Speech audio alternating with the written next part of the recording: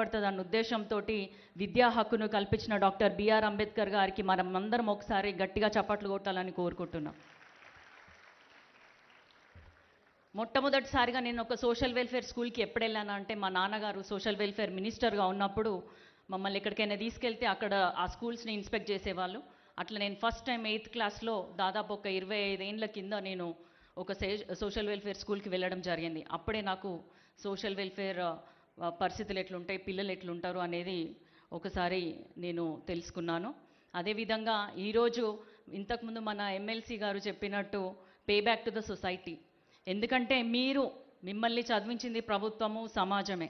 మీరు ఇంత గొప్ప స్థాయికి చేరుకొని ఐఐటీలో, ఎన్ఐటీలో ఎట్లా గొప్ప గొప్ప ప్రతిష్టాత్మకమైన సంస్థలలో సీట్లు సంపాదించుకొని వచ్చినారు. కాబట్టి మీరు కూడా రానున్న రోజులలో తప్పకుండా మన ఎస్సీ, ఎస్టీ, బడుగు బలహీన వర్గాలకి లేదా పేద విద్యార్థులందరికీ, ప్రతిభ కలిగిన పేద విద్యార్థులకి ఎవరికైనా సరే మీరు సహాయం చేయాలని, మీరు ఎక్కడైనా చదువుకున్న మీ మాతృ సంస్థలకు వెళ్ళి పిల్లలకి మోటివేషన్ ఇవ్వాలని నేను మనస్ఫూర్తిగా కోరుకుంటున్నాను. ఎందుకంటే చాలామందిలో ఒక ఇన్ఫీరియారిటీ కాంప్లెక్స్ ఉంటుంది, నేను చదవగలనా, నేను చేయగలనా అని చెప్పి. అట్లాంటి విద్యార్థులకి మీరు ఒక పర్ఫెక్ట్ ఎగ్జాంపుల్గా ఉండాలని నేను కోరుకుంటున్నా.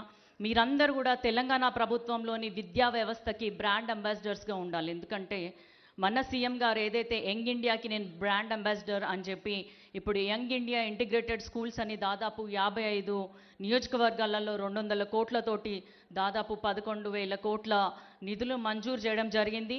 నిన్న కూడా ఇంకొక లిస్ట్ వచ్చింది. అందులో దాదాపు ఎస్సీ, ఎస్టీ, మైనారిటీ, ముస్లిం స్కూల్స్ అన్నీ కూడా ఒకటే చోట ఒక కాంప్లెక్స్ రూపంలో పెట్టేసి అందరికి అక్కడే సమాన విద్య అందే విధంగా కృషి చేస్తున్న తెలంగాణ ప్రభుత్వాన్ని మీరు గుర్తించాలి. అదేవిధంగా ఈరోజు ఇంత గొప్ప సమావేశం, ఇంత గొప్ప సభ మీకు సత్కరించడానికి ఏర్పాటు చేసినటువంటి మన సోషల్ వెల్ఫేర్ డిపార్ట్మెంట్కి, అట్లాగే రేవంత్ రెడ్డి గారి ప్రభుత్వానికి కూడా నేను మనస్ఫూర్తిగా ధన్యవాదాలు తెలియజేస్తున్నా. ఎందుకంటే ఇంతమంది పిల్లలు మా గవర్నమెంట్ స్కూల్స్ నుంచి వచ్చినారు కాబట్టి గవర్నమెంట్ స్కూల్స్ కూడా ఎక్కడ కూడా తగ్గట్లేదు.